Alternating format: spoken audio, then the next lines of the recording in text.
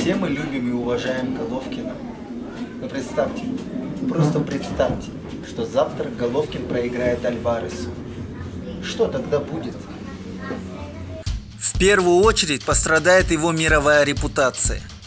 На сегодня весь мир воспринимает Triple G не просто в качестве талантливого боксера, но прежде всего как непобежденного чемпиона мира. Во всех афишах о Головкине говорят именно так – непобежденный чемпион. Но проиграв мексиканцу, Головкин потеряет этот статус. Это будет очень серьезный удар по его карьере. Естественно, потеря звездной репутации приведет и к финансовым неудачам.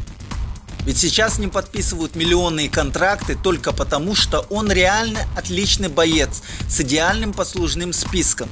Он провел 37 боев, в которых одержал 37 побед. Ну а если 38-й поединок завершится поражением, то к нему перестанут поступать жирные контракты. Почему? Потому что он интересен Западу, так как ни разу не проиграл.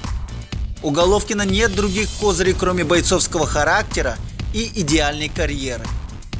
Он не говорит хорошо по-английски, он не любит устраивать скандальные шоу, как это делает Конор Макгрегор. У него паспорт Казахстана, что в силу объективных причин указывает на маленькую фанатскую базу. Сами посудите, на 18 миллионах казахов особо не заработаешь денег. Так что если он проиграет, то он проиграет и в финансовом плане, причем очень серьезно. Далее от него отвернутся мировые спонсоры. Люди перестанут платить большие деньги тем, кто этого не заслуживает. Samsung, Chivas, Apple – все они перестанут ему платить деньги. Это будет чувствительная потеря. Головкин поставил на кон 2 чемпионских титула – WBA и IBF. В случае поражения он потеряет эти титулы. Заметьте, это будет большим имиджевым уроном для казахстанца. По всему миру начнет сокращаться и без того маленькая фанатская база Головкина. Надо признаться, его любят за отсутствие поражения. А если он проиграет, то иностранные фанаты уйдут от него. Естественно, не все, но значительная их часть. И наконец, казахстанские болельщики начнут поливать Triple G грязью. Его и сейчас некоторые критикуют, хотя фактически не за что. Но пресловутый наш Куралмау-Шылық не дает нам спокойно жить. Когда кто-то начинает успешно строить свою жизнь, мы его осуждаем и строим козни против него.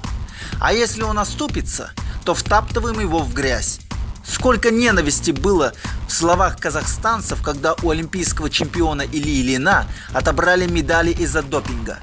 Вот столько же желчи и зла можно будет увидеть в день поражения Головкина. Его просто сравняют с землей собственные же фанаты. Короче, ребята, не надо судить меня строго. Я всего-навсего предположил, что случится с Головкиным, если тот потерпит поражение от Альвареса. А так я всем сердцем буду болеть за Головкина, рьяно его поддерживать в тот день. Так что не надо судить меня строго. И еще, помните, я на днях вам обещал бомбу, супер бомбу. Ну, я просто пробалаболил, так что извянки. Но на следующей неделе вы эту бомбу увидите. Я против британца, кто кого. На кону честь Казахстана. Так что смотрите.